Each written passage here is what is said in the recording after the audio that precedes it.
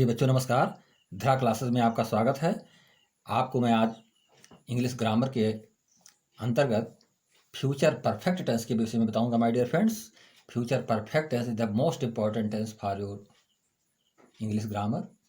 आपकी जानकारी के लिए, आपके हर तरह से ट्रांसलेशन को बनाने के लिए बहुत ही उपयोगी है। तो ये आपका जो फ्यूचर परफेक्ट टेंस है माय डियर फ्रेंड्स, यह जो है भविष्य काल में कार्य की समाप्ति के बारे में बताता है कि भविष्य काल में हमारा जो कार्य समाप्त हुआ है उसी के विषय में ये बताएगा। तो इसको हम विशेष रूप से समझेंगे। तो हम देख रहे हैं कि फ्यूचर परफेक्ट टेंस जो होता है इसकी पहचान कैसे होगी, किस प्रकार से हम इसको जान पाएंगे। तो सबसे पहले हम इसकी पहचान समझेंगे।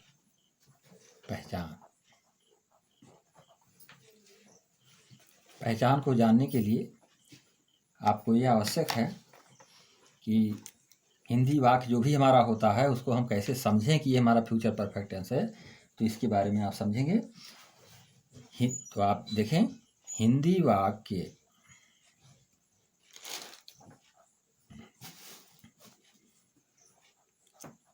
वाक्य की क्रिया जो होती है, वर्ब क्रिया के अंत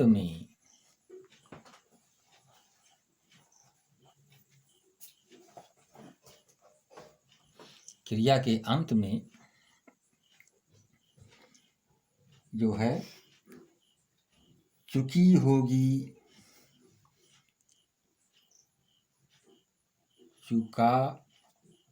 चुकी होगी,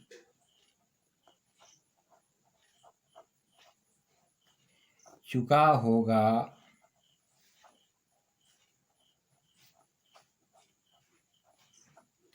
चुके होंगे,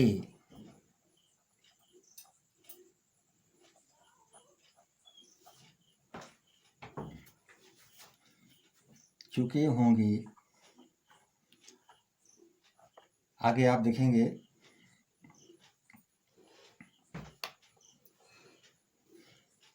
गया होगा,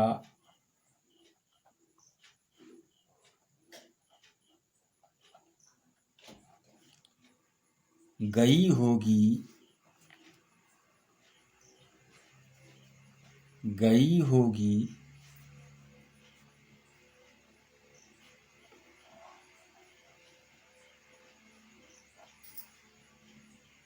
गए होंगे,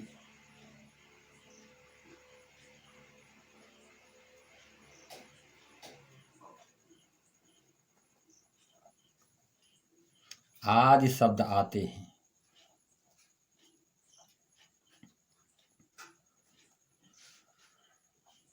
आदि शब्द आएंगे, सेंटेंस के लास्ट में चीजें आती हैं।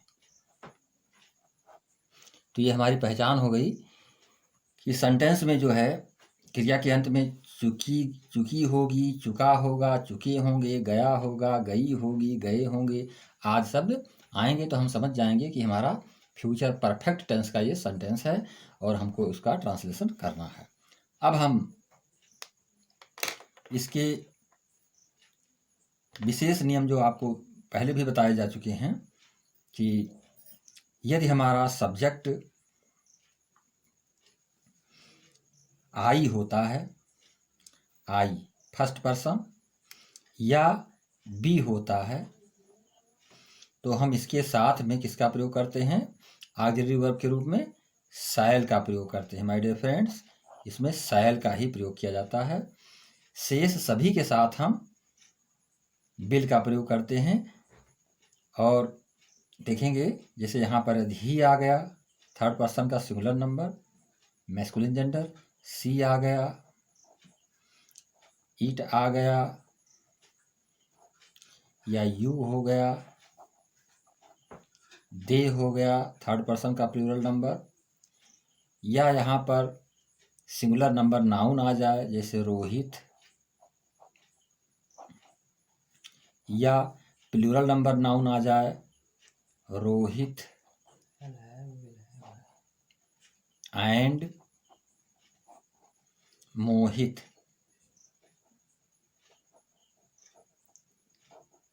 यानी प्लूरल नंबर नाउन आ जाएगा तो हम इसके साथ में क्या जोड़ेंगे, इसके साथ में हमको क्या जोड़ देना है, बिल जोड़ देना है। अब आप ध्यान रखें माय डियर फ्रेंड्स कि इसमें जो है जहाँ पर हम शैल लगाए हुए हैं इसी के साथ में हमको क्या जोड़ना है, हैव जोड़ देना है। और जहाँ पर हम बिल लगाए हैं इसी के साथ हमको क्या जोड़ देना है, हैव जोड़ देना है। ये हमें विशेष ध्यान रखनी है कि इन दोनों सेंटेंसों के साथ में, दोनों वर्डों के साथ में जो हमारे शैल और बिल हैं हमको क्या जोड़ना है, हैव लगा देना है। शैल के साथ भी हैव लगा देना है और बिल के साथ भी हैव लगा देना है। अब आप इसको तो समझ गए होंगे, अब आप इसके स्ट्रक्चर को देखें। इसका जो स्ट्रक्चर है उसे हमें समझना आवश्यक है। तो आप स्ट्रक्चर देखें।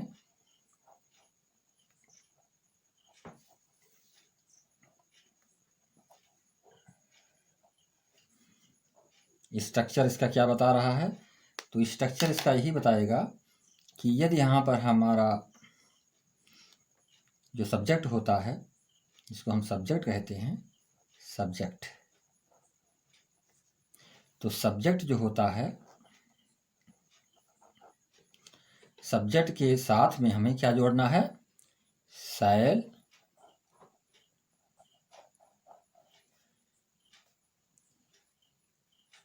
या बिल, और इसी में हमको क्या जोड़ देना है, हैव लगा देना है। और इसके तुरंत बाद हमको वर्ब की थर्ड फॉर्म का यूज करना है माय डियर फ्रेंड्स, और इसके लास्ट में हम ऑब्जेक्ट लिखते हैं। इस प्रकार से इसका स्ट्रक्चर है, ये हम प्रयोग करते हैं। तो ये हमें ध्यान रखना है कि इसका हम विशेष रूप से पालन करें जिससे किसी प्रकार की त्रुटि होने की गुंजाइश ना रहे। अब हम देखेंगे कि प्रायः जो है ये सेंटेंस हम अफर्मेटिव में स्ट्रक्चर आपको दिए हैं। यदि हम इसका निगेटिव में स्ट्रक्चर बनाकर आपको बताएं तो निगेटिव में आपको इस तरह से बनाना है। निगेटिव का स्ट्रक्चर जो बनेगा, सेंटेंस का जो निगेटिव सेंटेंस होता है उसको हम इस प्रकार से लिखते हैं।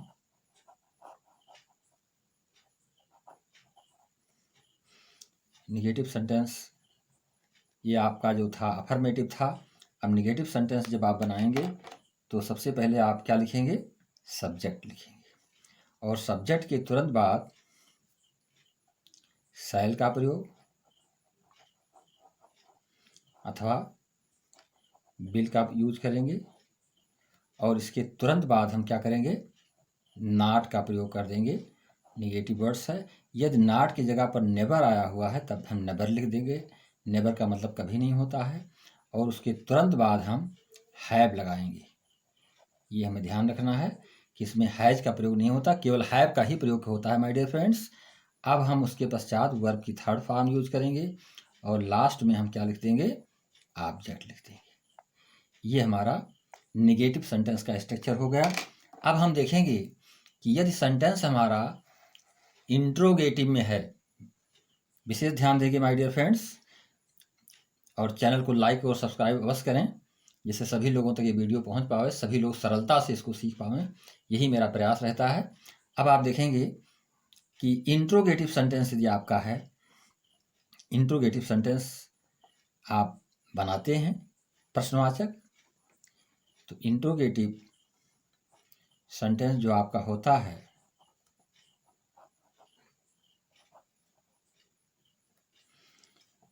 ये प्रश्नवाचक सेंटेंस होता है। इंट्रोगेटिव का स्ट्रक्चर ये ए टाइप का हम बता रहे हैं, फर्स्ट ऑफ ऑल आपको ए टाइप का बता रहे हैं। इसका स्ट्रक्चर आप देखेंगे, इसमें जो है सबसे पहले जैसे क्या लगाकर सेंटेंस बनता है, क्या वह विद्यालय जा चुका होगा, इस तरह का सेंटेंस यदि आ गया है तो सबसे पहले हम क्या लिखेंगे, इसी शैल को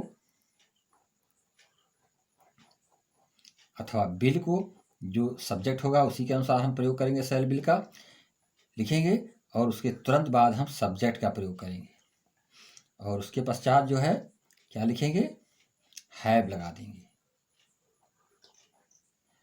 और हैव लगाने के पश्चात यदि हमारा सेंटेंस जो है, हाँ, इसके तुरंत बाद हम किसका प्रयोग करेंगे, वर्ब की थर्ड फॉर्म का यूज करेंगे, और उसके बाद में हम ऑब्जेक्ट लगाएंगे, ऑब्जेक्ट लिखा जाएगा और ऑब्जेक्ट लिखने के पश्चात इंट्रोगेटिव मार्क्स को हमें नहीं भूलना है my dear friends.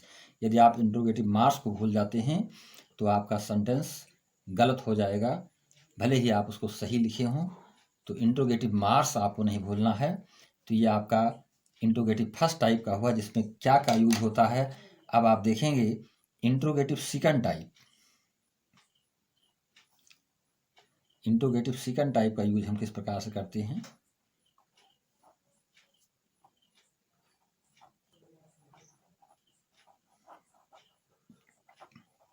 Interrogative second type जो होता है, इसको हम बी मान ले रहे हैं यहाँ पर। तो इंट्रोगेटिव सेकंड टाइप को आप इस तरह से समझेंगे सेंटेंस के रूप में कि मोहन पुस्तक क्यों पढ़ चुकेगा, इस तरह का सेंटेंस हो। रोहित विद्यालय कल क्यों जा चुकेगा, इस तरह का सेंटेंस होगा। तो वहाँ पर हम जो है इंट्रोगेटिव वर्ड्स को सबसे पहले लिखते हैं।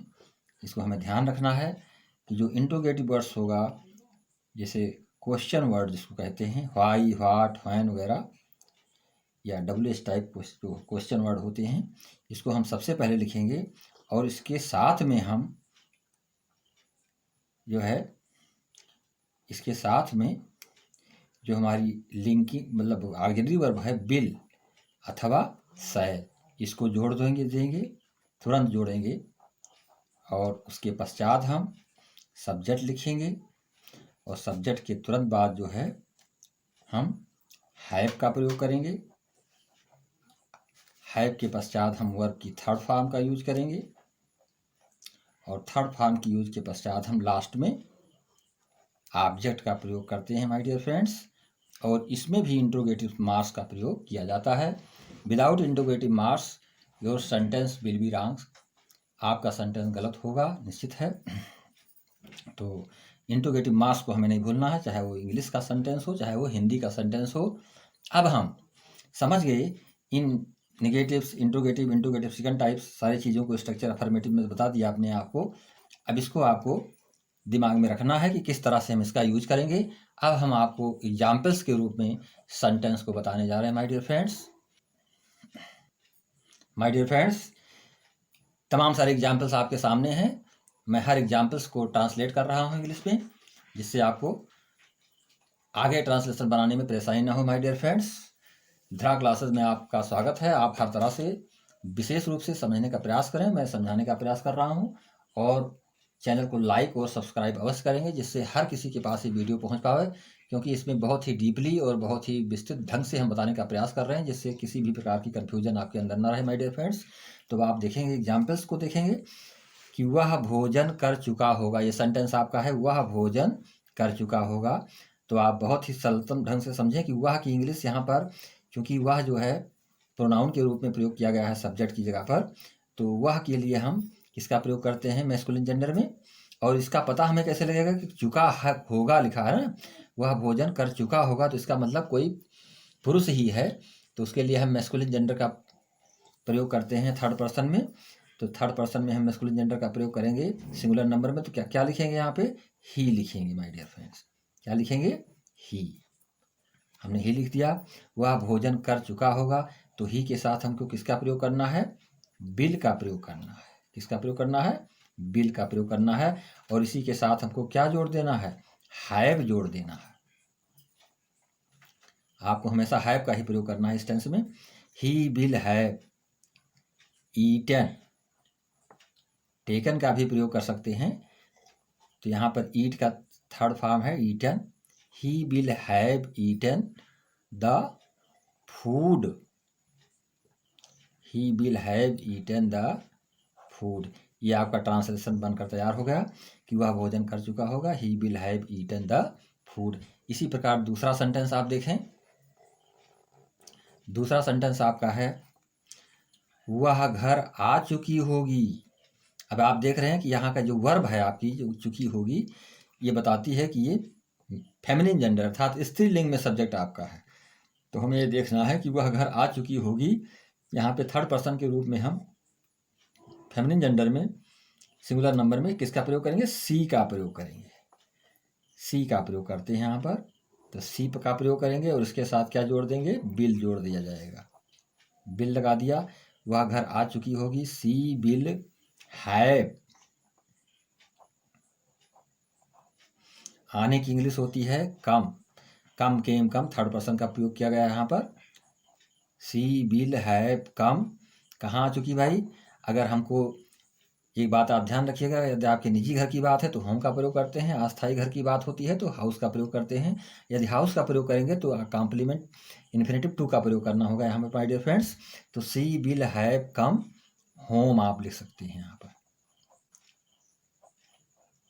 यहाँ पे टू लगाने की कोई आवश्यकता नहीं है। वह घर आ चुकी होगी, सी विल हैव कम होम, ये आपका ट्रांसलेशन बन गया। अब आप दूसरा सेंटेंस देखेंगे। यहाँ पर यदि आप हाउस का प्रयोग करते तो टू हाउस लिखना पड़ता, लेकिन मैंने होम का प्रयोग किया है। होम का मतलब अस्थाई घर होता है, निजी घर होता है। तो she will have come home, यहाँ पे टू नहीं लगाया जाएगा। इसको आप ध्यान रखेंगे, विशेष रूप से इंग्लिश ग्रामर में ये चीज़ें बहुत ही विशेषता रखती हैं।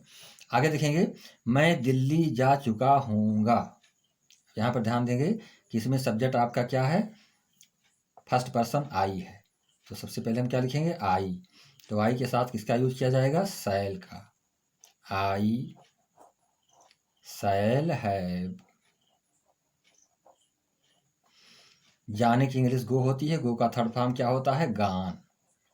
आई शैल हैव गान, कहाँ जा चुके हैं भाई, दिल्ली। ये कॉम्प्लीमेंट का कार्य कर रहा है, पूरक का कार्य कर रहा है, स्थान बता रहा है। तो हम यहाँ पर क्या लिख दिए, दिल्ली लिख दिए। क्लियर हो गया। तो I shall have gone to Delhi. अब आप अगले सेंटेंस की ओर आए माय डियर फ्रेंड्स। रीना बाजार नहीं जा चुकी होगी, ये आपका सेंटेंस निगेटिव है भाई। निगेटिव सेंटेंस होने की वजह से इसको आपको विशेष स्ट्रक्चर को देखना है कि रीना बाजार नहीं जा चुकी होगी। तो सबसे पहले हम क्या लिखेंगे, रीना लिखेंगे, लड़की का नाम रीना। तो रीना, और इसके साथ हम किसका प्रयोग करेंगे, बिल का प्रयोग करेंगे, रीना बिल। और उसके बाद तुरंत नेगेटिव वर्ड्स का प्रयोग किया जाएगा, नॉट का। Reena will not have. Reena बाजार नहीं जा चुकी होगी, Reena will not have gone, go का third form, to market. Market means बाजार, हट, हाट जिसको कहते हैं। तो Reena will not have gone to market. अब अगला सेंटेंस आप देखेंगे कि हम आज पुस्तक को नहीं पढ़ चुके होंगे। ध्यान देंगे, ये सेंटेंस भी आपका निगेटिव में है। हम आज पुस्तक को नहीं पढ़ चुके होंगे। तो हम के लिए हम किसकी कौन सी इंग्लिश प्रयोग करते हैं, प्रोनाउन में वी का प्रयोग करते हैं, बी। बी ये फर्स्ट पर्सन का प्लूरल नंबर है, कॉमन जेंडर के रूप में। हम आज पुस्तक को नहीं पढ़ चुके होंगे, तो बी के साथ हम किसका यूज करेंगे, आपको बता दिया गया है, शैल का प्रयोग किया जाता है। बी शैल नॉट है, इतना हमको लिख देना होगा पहले। हम आज पुस्तक को नहीं पढ़ चुके होंगे, we shall not have. Read का थर्ड फॉर्म रीड होता है, उच्चारण एक ही रहता है, स्पेलिंग एक ही रहती है। We shall not have read the book. The article का प्रयोग किया गया है, द बुक। आज की इंग्लिश होती है टुडे, तो टुडे लिख दिया गया। बहुत ही सरल ढंग से आपको समझना है और किसी प्रकार की कंफ्यूजन आपको नहीं लेना है। We shall not have read the book today, इस तरह से ट्रांसलेशन बन गया। अब आप आगे सेंटेंस को देख रहे हैं, जो अगला सेंटेंस आपका है हिंदी वाक्य, वो इंट्रोगेटिव सेंटेंस में है, फर्स्ट टाइप इंट्रोगेटिव। क्या तुम गीत लिख चुके होगे। तो इसके लिए हमको ऑक्सिलरी वर्ब शैल या बिल का ही प्रयोग करना है, पहले प्रयोग करना है। क्या तुम गीत लिख चुके होगे। तो तुम चूंकि सेकंड पर्सन प्रोनाउन यू का प्रयोग यहाँ करना है, तो यू के साथ हम किसका प्रयोग करते हैं, बिल का। तो आपको ध्यान रखना है, सबसे पहले हम क्या लिखेंगे, बिल। सबसे पहले बिल लिखेंगे, bill you have, bill you have. और उसके बाद लिखने की अंग्रेजी राइट होती है, राइट का थर्ड फॉर्म रिटर्न हो जाएगा। You have written.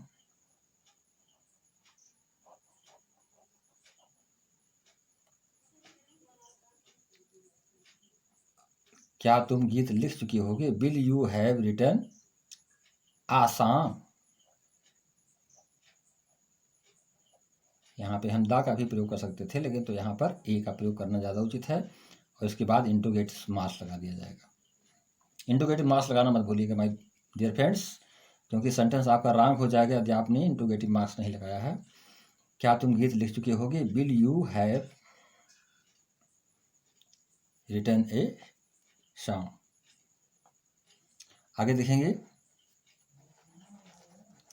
कौन नृत्य कर चुका होगा? ये भी इंट्रोगेटिव फर्स्ट टाइप में ही है आपका। कौन नृत्य कर चुका होगा? तो ये इंट्रोगेटिव फर्स्ट टाइप में न करके सेकंड टाइप में माना जा सकता है। कौन नृत्य कर चुका होगा? तो यहाँ पर आप जो है सबसे पहले किसका प्रयोग करेंगे? हु का प्रयोग करेंगे, हु। और उसके बाद जो है विल का प्रयोग किया जाएगा, हु विल हैव।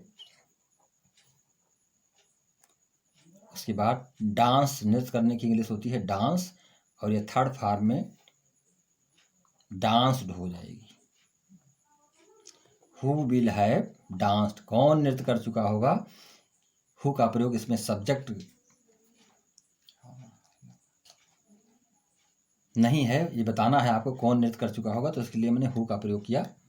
आगे आप देखेंगे, वह पुस्तक कल खरीद, वह पुस्तक कल, यहाँ पे होना चाहिए कब खरीद चुका होगा। वह पुस्तक कल कब खरीद चुका होगा? तो यहाँ पे सबसे देख रहे हैं कि इंट्रोगेटिव सेकंड टाइप का ये सेंटेंस है आपका। तो कब की इंग्लिश क्या होती है? व्हेन मीन्स कब। तो सबसे पहले व्हेन लिखेंगे, इसके पश्चात हम विल का प्रयोग करेंगे, क्योंकि ही के साथ विल का प्रयोग किया जाता है। व्हेन विल ही, वह पुस्तक कल कब खरीद चुका होगा? तो when will he have. By का थर्ड फॉर्म बाट होता है, बाट द बुक। और कल की इंग्लिश फ्यूचर टेंस में हमेशा टुमारो लिखी जाती है माय डियर फ्रेंड्स। यस्टरडे कभी मत लिखिएगा। आने वाली कल की इंग्लिश क्या होती है? टुमारो। तो यहाँ पे लास्ट में हम क्या लिख देंगे? टुमारो।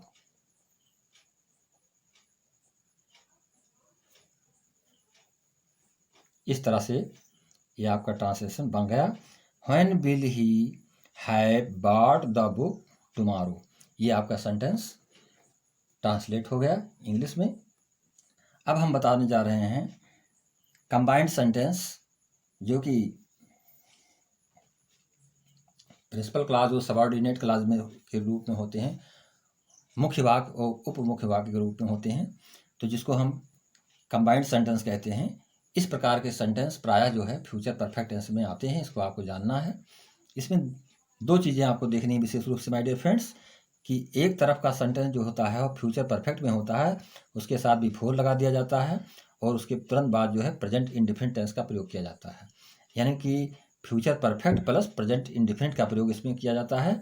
जब सेंटेंस में, हिंदी सेंटेंस में जो है हिंदी वाक्य में पहले या पूर्व शब्द का प्रयोग किया गया हो, तो आप देखेंगे फर्स्ट एग्जाम्पल्स आपको मैं दिखा रहा हूँ, इसको देखिएगा कि रीना के सोने से पहले सीमा आ गई होगी। अब यहाँ पर देख रहे हैं कि रीना के सोने से पहले सीमा आ गई होगी, यानी सीमा के आने का कार्य क्या हुआ? पहले हुआ है, भविष्य में पहले हुआ है, इसलिए इसको हम सबसे पहले लिखेंगे, फ्यूचर परफेक्ट मानेंगे। और रीना के सोने से पहले, रीना के सोने का कार्य जो हो रहा है वो हमको प्रेजेंट इंडेफिनिट में लिखना है, तो हम इस तरह से लिखेंगे, रीना के सोने से पहले सीमा आ गई होगी। तो सबसे पहले लिखेंगे सीमा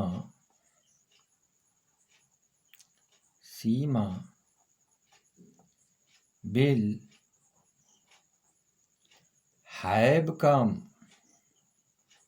सीमा विल हैव कम, कम का third form, Seema will have come इसके बाद हम क्या लिखेंगे, बिफोर लगा देंगे।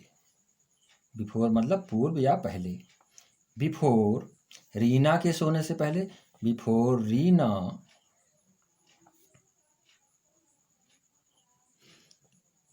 Sleep.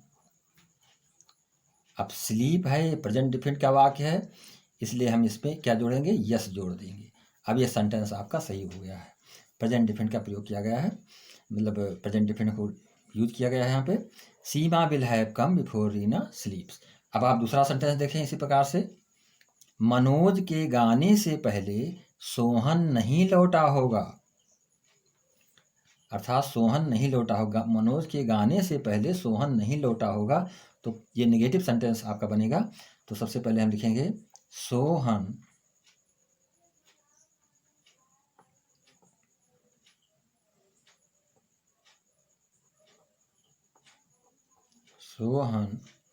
Will not have return, या कम बैक भी कह सकते हैं,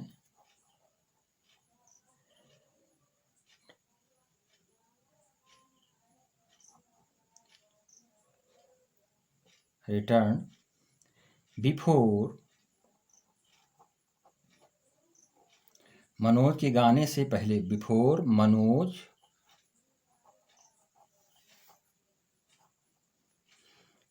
सिंग। तो सिंग में भी एस लगा दिया जाएगा, सिंग्स हो जाएगा। बिफोर मनोज सिंग्स, इस तरह से आप उसको बनाएंगे, बिफोर मनोज सिंग्स। अगला सेंटेंस आप देखेंगे जो कि आपका इंट्रोगेटिव है, कंबाइंड सेंटेंस। क्या रमेश के सोने से पूर्व पानी बरसा होगा। तो हमको ट्रांसलेशन करना है, क्या रमेश के सोने से पूर्व पानी बरसा होगा। तो यहाँ पानी बरसा होगा ये आपका परफेक्ट में आएगा, रमेश के सोने से पूर्व ये आपका प्रेजेंट डिफिनिट में रहेगा। तो सबसे पहले हम क्या, चूंकि आ गया है फर्स्ट टाइप इंट्रोगेटिव, तो हम यहाँ पर क्या लिखेंगे, विल लिखेंगे। Will it have rang, will it have rang. उसके बाद क्या जोड़ेंगे, बिफोर कंजक्शन जोड़ेंगे। बिफोर रमेश के सोने से पहले, बिफोर रमेश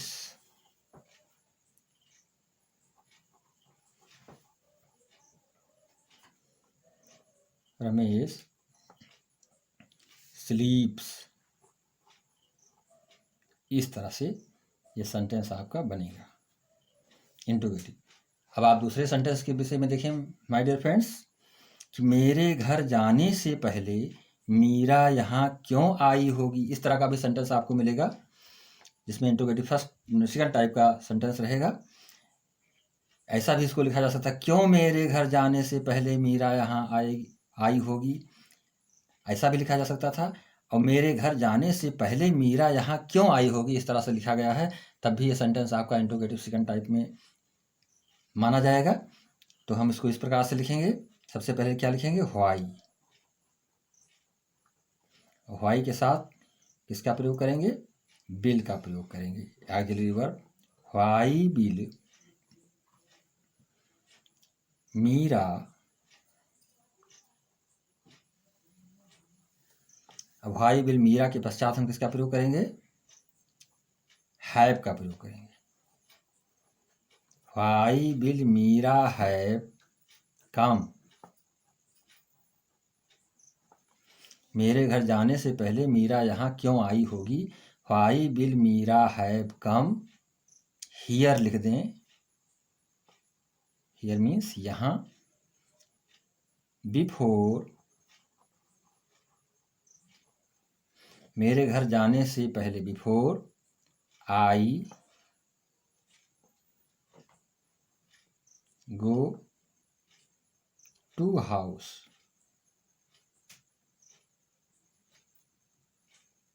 इस तरह से हम इसको लिखेंगे, before go to house.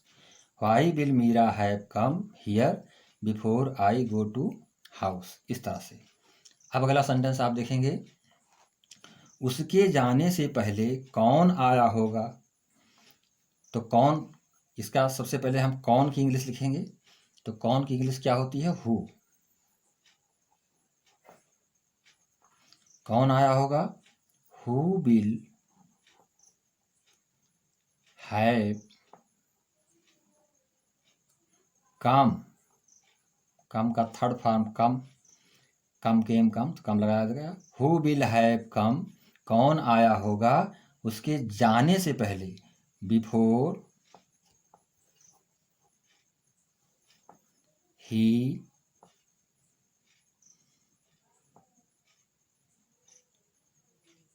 Goes. यहाँ पे गोज का प्रयोग करेंगे। Who will have come before he goes.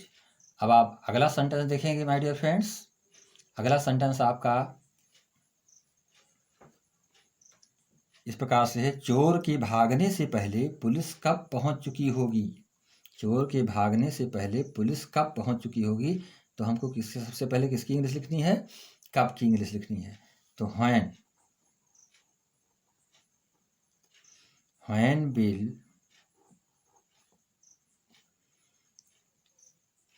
Police कब पहुंच चुकी होगी? When will police have come, या हैव रीच्ड कर दीजिए, हैव रीच्ड, या अराइव भी हो सकता है।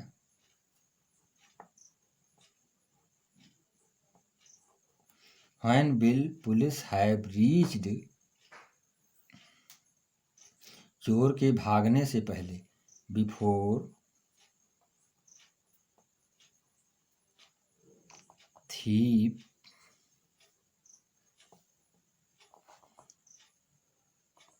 रन्स अवे, या रन्स,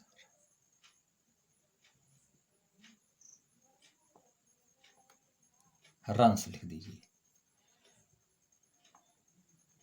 हाँ, अंतिम सेंटेंस है, when will police have reached, when will police have reached before thief runs. अब रन्स अवे भी जोड़ दीजिए, इसमें जोड़ सकते हैं। आगे देखें, मेरे विद्यालय जाने से पूर्व घंटी कब बज चुकी होगी। यहाँ पे देख रहे हैं कब भी सेंटेंस में आया हुआ है। मेरे विद्यालय जाने से पूर्व घंटी कब बज चुकी होगी। तो व्हेन